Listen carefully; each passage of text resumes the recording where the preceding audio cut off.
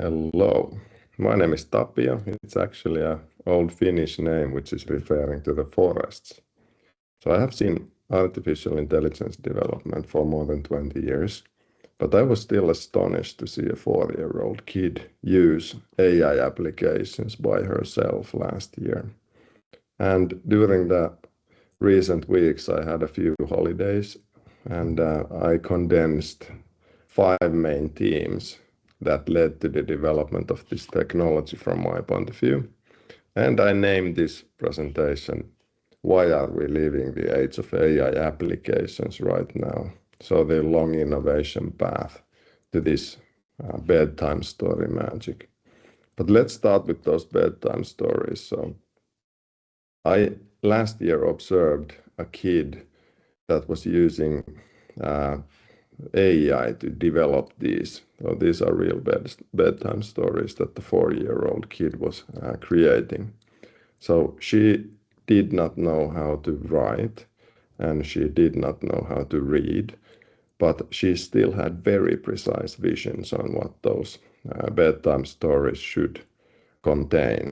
So these are not just some arbitrary pictures and these are not just some arbitrary texts. So they were like 1 or 2 page long, but she had very precise long prompts what those pictures and stories should contain, and typically the AI needed to iterate this many times.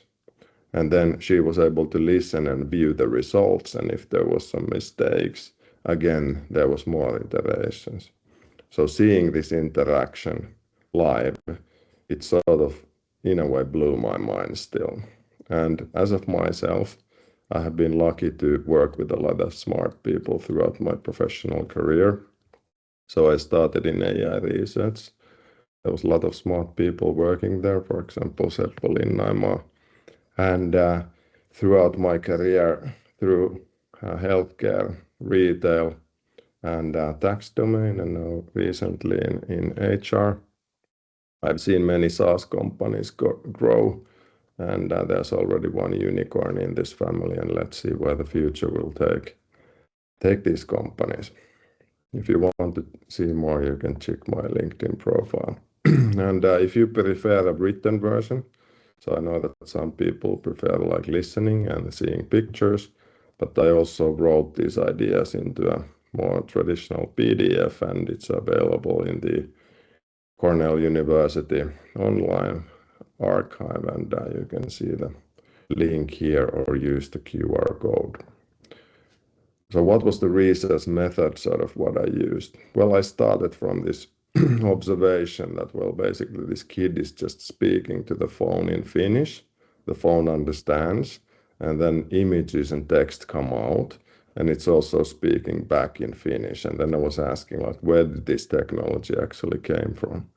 And then I started to sort of describe the architecture and technology components that is basically within this piece of technology that is making this happen, and then going through that, also using my experience. And in the end, I condensed those into 5 points. We will go into those, and there's a bit more elaborative versions of those 5 points or 5 main themes that we will be going through in this presentation. But let's start from AI applications. And I want to emphasize the application here. So I'm using like concrete apps, not only philosophically what AI is. I like this Bill Gates saying that he has seen 2 revolutions. One was the graphical user interface, and now ChatGPT was the other one. So I think Bill here is referring to not AI, but the way that people and computers are interacting. And AI development is not slowing down, so ChatGPT is not the whole story. There has been numerous cases, like from speech to text and image recognition, and different, let's say, narrow AI cases during the last 15 years, where the AI has bypassed the normal average human levels. So there's some sort of AI applications that are narrow, and then there are some more general AI applications that can be used for multiple purposes. And I want to emphasize again the application, not only the philosophical concept. But let's start going through now these 5 points that I, in the end, came up with. So 5 points would be, first of all, there's calculation units. So basically CPUs and GPUs that are necessary for this technology to exist. Then there's enormous data sets. How did that came to be through World Wide Web and open data? Then there's mobile small computers in each and everybody's pocket. So billions of computers these days, and one of them is used by the kid. Then there is the immense background cloud scale, hyperscale infrastructure, which is partially serving the needs of these billions of computers. And in the end, there's scientific breakthroughs that made this whole AI part happen. And to elaborate a bit more, those 5 points, CPUs and GPUs were meant for other purposes originally, not for AI. Data was meant for other purposes, so I would say that it was more the killer application of the internet invented by Tim Berners-Lee.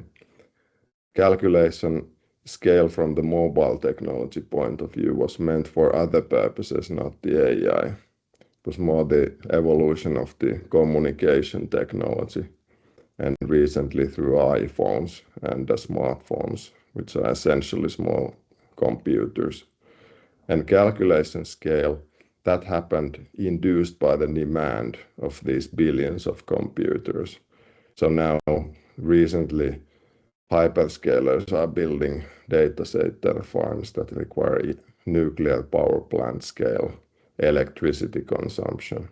And even with these 4 previous points, we still need a lot of scientific breakthroughs from neural networks to backpropagation and attention mechanisms. So these have been accumulating step by step, but without one paper that was published somewhat recently, we would not have ChatGPT. So all of these are required. That's my main argument. And then going through these one by one. So if we start from modern CPUs and GPUs, I would make the argument that Second World War speeded up the development of the computers through Manhattan Project and other large-scale military projects from aviation industry where you needed to solve numerical problems. First computers were introduced in the 40s. Then we went from vacuum tubes, transistors invented, transistor computers, integrated circuits to personal computers. And then the graphical processing units started to emerge mainly for computer games in the 1990s. And it was only about 15 years ago when these graphical processing units were started to be used for deep learning. And then we went to this hyperscale mode where tens of thousands or hundreds of thousands of these GPUs are being packed into data centers, and those require enormous electricity consumption. Then for the data part, I would argue that the World Wide Web was the killer application for the internet, and Tim Berners-Lee invented that in the very late 1980s, early 1990s. It started to emerge when first commercial browsers were introduced. Here's Mark Andreessen, one of the contributors for Netscape, which was one of the first browsers. And the World Wide Web basically induced the demand for computers. So hundreds of millions of computers started to be connected to the internet. And it also created the biggest document collection that humankind has ever had. And this data set is being fed to the LLM models and modern AI applications. But I have to say that it was not invented for AI purposes. But let's go to the mobile technology then. So looking from the mobile communication point of view, I would date back to 1970s with the first cell pioneers, first commercial real mobile phones emerged in 1980s. Then 2G technology and Nokia and other vendors exploded the number of mobile phones in the 1990s. In early 2000s, we went for the 3G, which was first mobile internet. iPhone and other smartphones are somewhat recent innovation. I would say that that's the point where the phones converted to be more like actual computers and not phones anymore. And today we have billions and billions of smartphones, so almost everybody has one in his pocket. And it's necessary to understand that your pictures and emails and other data things are also stored somewhere. It's not only your phone, and these phones require enormous back-end processing scale, which is something that we call the cloud or hyperscale. And if we start going backwards from current reality, currently the hyperscalers are building like nuclear power plant scale data center facilities that require like almost gigawatt electricity consumption. Even the energy alliances are now recognizing data centers as a relevant industry scale electricity consumption industry, which was not the case, for example, 10 years ago. So somewhat recently we went from hundreds of megawatts to gigawatts, and if you date back the consolidation of this background processing capabilities, it goes quite steeply. So, for example, in the 1990s or early 2000s, typically large enterprises had like some kind of computer basements within the, let's say, 1 megawatt or 10 megawatt scale. But these enormous scale hyperscaling facilities have been introduced by the induced demand by the billions of smartphones. Then the last point is the scientific breakthroughs. Here we could list like thousands of papers. It's much more difficult to only name a few.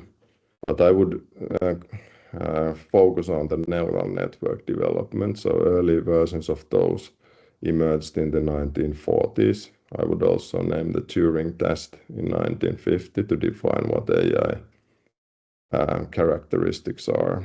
And then there was more neural network development in the 1960s. Backpropagation was first invented by Seppo Linnanmaa in 1970. And then it was reinvented in the context of multi-layer neural networks in the 1986. And this work was also recognized with the Nobel Prize. And then only in the last 15 years, the availability of the graphical processing units created what we now call deep learning, which meant that these neural networks can now have billions and billions of parameters, and we can scale them to use the existing hyperscale infrastructure more properly. But in the end, there's still this very important paper called "Attention is All You Need," and that unlocked the capability of using these very large GPU farms to train neural networks in a new way. So they are not only being able to train them in the new way, but I would argue that this is also a new learning mechanism. And this is the last piece that was missing basically from the ChatGPT. But that was the main 5 points I have. So I would still go back to those. So these were the 5 things. So calculation units, data, mobile, small computers, the hyperscale needed, and scientific breakthroughs. If you have any thoughts on your side or any feedback for myself, so feel free to contact myself or post in one of the social media feeds, or even send an email or suggest a chat. So it's always very interesting to hear if you learned something or if you have something to share with myself. And thank you for listening to this recording.